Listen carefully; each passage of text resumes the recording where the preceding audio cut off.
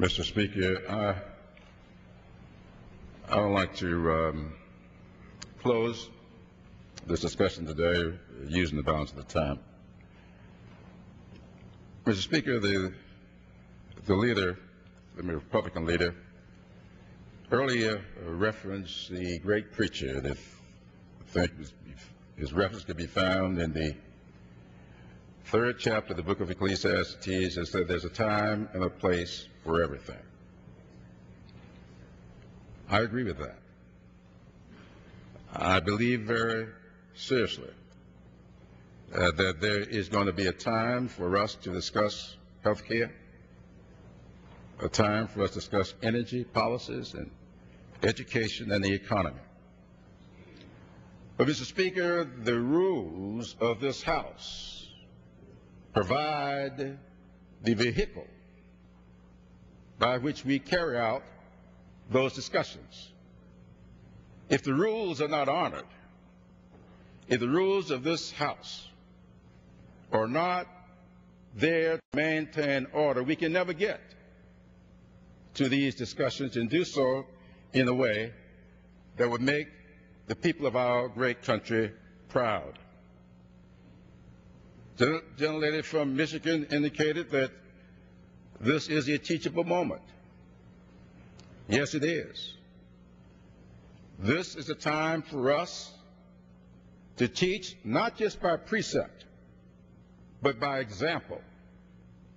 That which we say to our children, that which we say to our constituents, that there are certain things that you do and certain things that you don't do. And when you do those things that you don't do,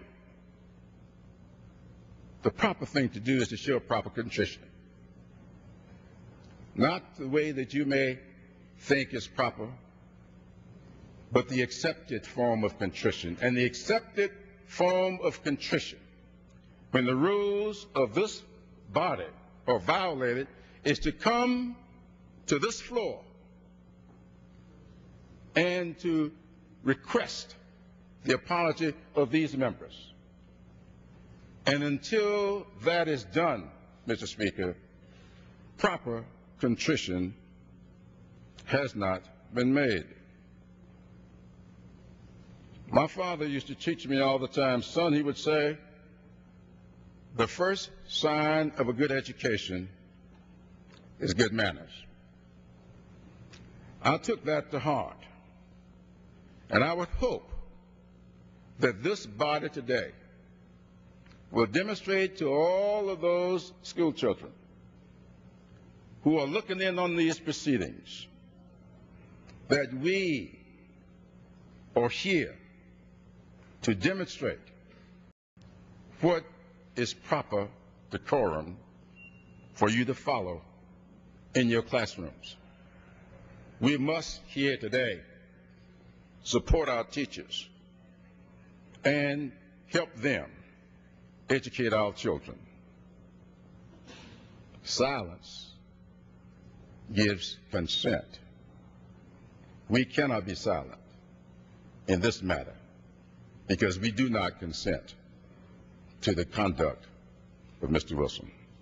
With that, Mr. Speaker, I'll yield back the balance of my time. The gentleman yields back the balance of his time. All time has been yielded back, and without objection,